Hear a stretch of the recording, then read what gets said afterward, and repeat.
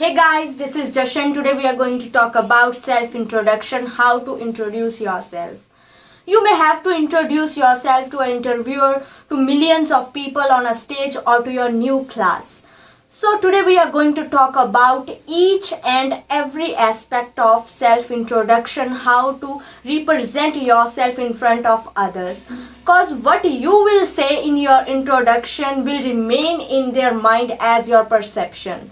जो भी आप इंटरव्यू में बोलोगे सिर्फ वही उनके माइंड में रहेगा आपकी एक इमेज बन के. सो आप कैसे अपने आप को एफिशिएंटली डिस्क्राइब करेंगे टू अदर्स, हम इसी पे आज बात करने जा रहे हैं. So let us start with this one video.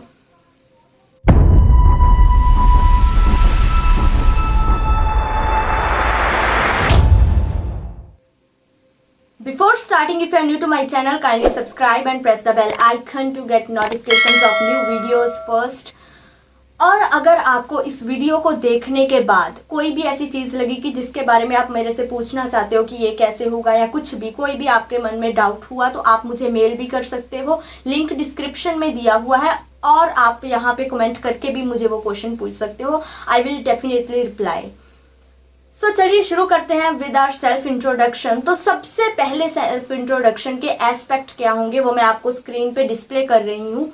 तो हमने सेल्फ इंट्रोडक्शन में क्या क्या चीज़ें इंक्लूड करनी होती है वो चीज़ें मैं आपको स्क्रीन पे डिस्प्ले कर रही हूँ, इनको ध्यान से रीड कीजिए. तो सबसे पहला स्टेप है किसी को जब हम ग्रीट करते हैं, जब हम उनसे मिलते हैं. जैसे हम हिंदी में नमस्ते और पंजाबी में सत श्री अकाल बोलते हैं, वैसे ही हम लोगों ने उनको इंग्लिश में ग्रीट करना होगा. जैसे hi, hello, what's up and all these kind of things. जैसे मैंने अभी अभी अपने आप को इंट्रोड्यूस किया था तो तभी मैंने इनफॉर्मल वे यूज़ किया था. तो अगर हमने किसी को इंट्रोड्यूस करना है ड्यूरिंग इंटरव्यू, हम वहाँ पे अपने आप को फॉर्मली इंट्रोड्यूस करेंगे और तभी आप क्या यूज़ करोगे, good morning, good afternoon and good evening. Good morning आपको पता है मॉर्निंग के समय after 12 and before 4 you have to use good afternoon and in the evening you have to use good evening. So this is the formal way of greeting. So you don't say hello, hi and all. Greet with good morning, good afternoon and good evening. So greeting के बाद आता है हमने अपना नाम उनको बताना है. तो इसको भी हम 3-4 तरीकों से बता सकते हैं.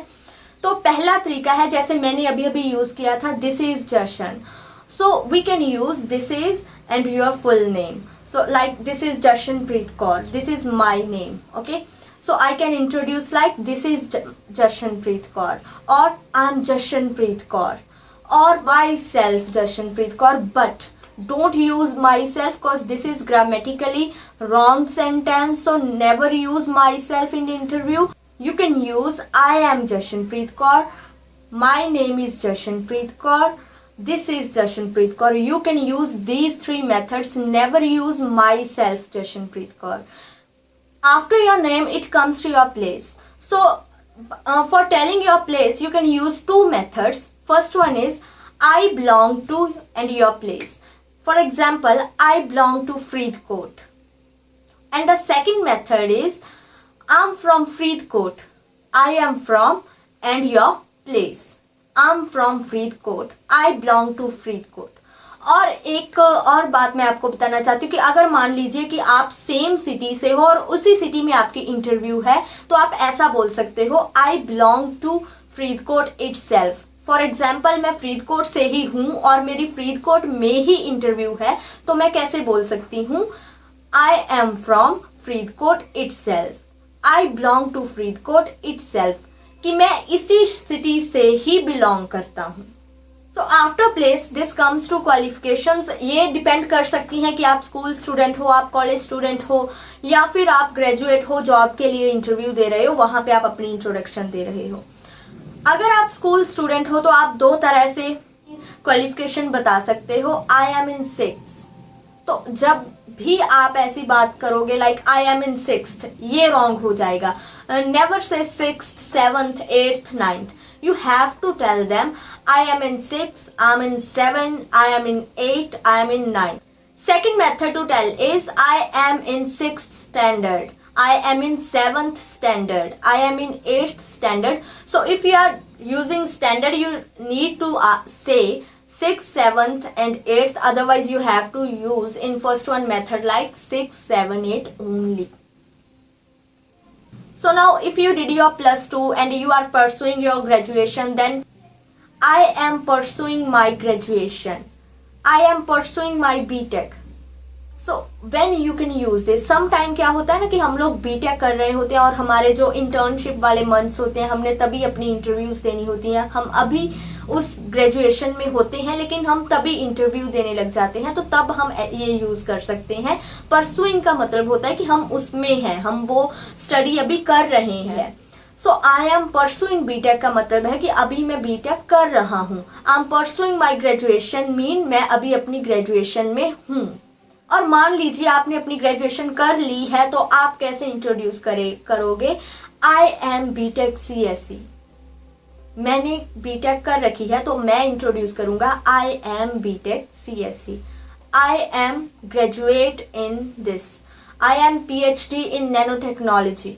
I am PhD in physics. Next it comes to your extra qualification, like आपने कोई कोर्स कर रखा है, आपने कोई 2 मंथ की ट्रेनिंग ले रखी है, आपने कोई इंटर्नशिप कर रखी है, तो आप उसके बारे में कैसे बताओगे? आप बोल सकते हो like I have done 6 month Java course from this institute in year 2012. Next you can use like I have done 6 month training in this one company in year 2016 and और जिस भी साल में आपने की है, तो आप इसके बारे में भी बता सकते हो कि आपने अपनी ट्रेनिंग कहाँ से की है और आपने कोई एक्स्ट्रा कोर्स कर रखा है। आप उसमें अपनी कंपनी, जिस कंपनी से वो की है या फिर जिस भी इंस्टीट्यूट से वो किया है, आप उसका नेम और जिस साल में किया है वो उसमें एडअप कर सकते हो। इसके बाद आती है एक्सपीरियंस। मान लीजिए आपका कोई एक्सपीरियंस नहीं है, आप बिल्कुल नए हो, आप पहली बार जॉब इंटरव्यू दे रहे हो, तो आप बोल सकते हो I am a fresher. I am a fresher. अगर आपने पहले जॉब की रखी है, मान लीजिए आपका 2 साल का वेब डिजाइनिंग का एक्सपीरियंस है, तो आप कैसे बताओगे? I have 2 year experience in web designing. I have 2 years experience in web designing. और मान लीजिए अगर आपने किसी अच्छी कंपनी में एक्सपीरियंस लिया हुआ है, आपने अच्छी कंपनी में जॉब कर रखी है, तो आप कैसे बोलोगे?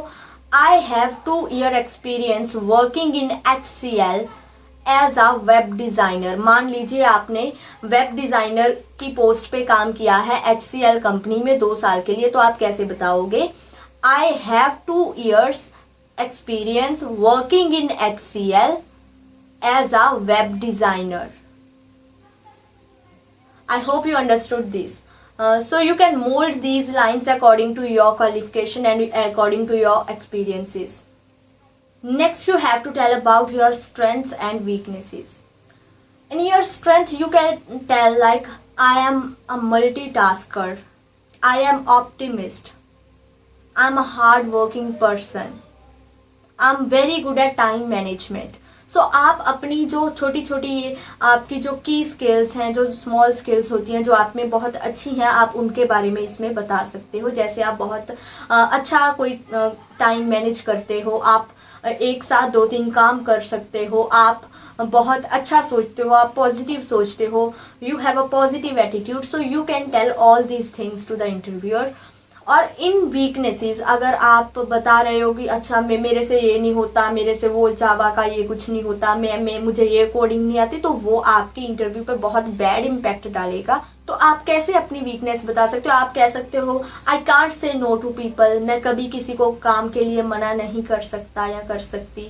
सो आप ऐसी जो चीजें होती हैं वो आप अपनी वीकनेसेस में बता सकते हो। After strengths and weaknesses it comes to your family. You can say in my family, apart from my parents and grandparents, I have an elder brother and an elder sister.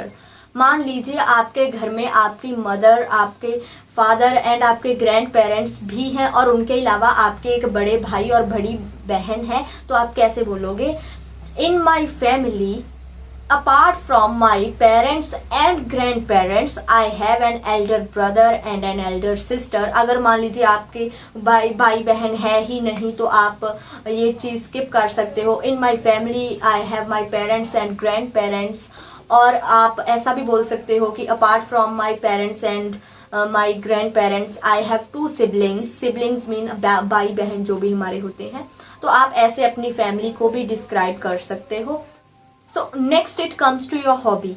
यहाँ पे आपको एक चीज़ का ध्यान रखना है कि इसमें बहुत क्रॉस क्वेश्चनिंग होती है। जब भी आप अपनी हॉबी बताते हो तो उसमें क्या होता है कि हमें जो चीज़ पसंद होती है वो उसके बारे में हम अच्छे से जानते होते हैं। तो इसमें क्रॉस क्वेश्चनिंग बहुत करते हैं इंटरव्यूअर। तो जैसे आपने बोला माई hobby is painting, my hobby is reading, I love reading books, तो वो आपको ये पूछ सकते हैं कि कौन सी बुक आपकी फेवरेट है, which writer you like to read, आप कौन से राइटर को पढ़ना पसंद करते हो। तो यहाँ पे आप वही चीज़ बताना जो आप अच्छे से जानते हो। मान लीजिए आपने बोला कि आई लव वॉचिंग क्रिकेट, तो जैसे आपको क्रिकेट के बारे में कुछ पता ही नहीं है तो आप ऐसी चीज़ें मत करना। तो जो आपकी सही हॉबी है वो ही आप उनको बताना। For example my hobby is listening to music. एक बात यहाँ पे ध्यान में रखना, जब भी आप लिसनिंग म्यूजिक बोलोगे वो रॉन्ग है, आप बोलोगे लिसनिंग टू म्यूजिक। जब भी आप लिसनिंग यूज कर रहे हो उसके बाद आपको टू लगाना होता है।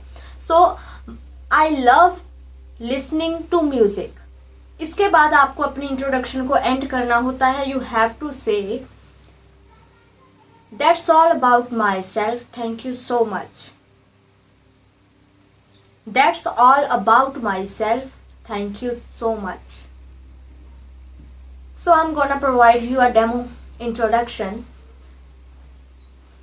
Good morning. Thank you so much for giving me opportunity to introduce myself. I'm Jashanpreet Kaur. I belong to Faridkot. I'm BTech CSE. Currently I'm working as physics lecturer from past 2 years.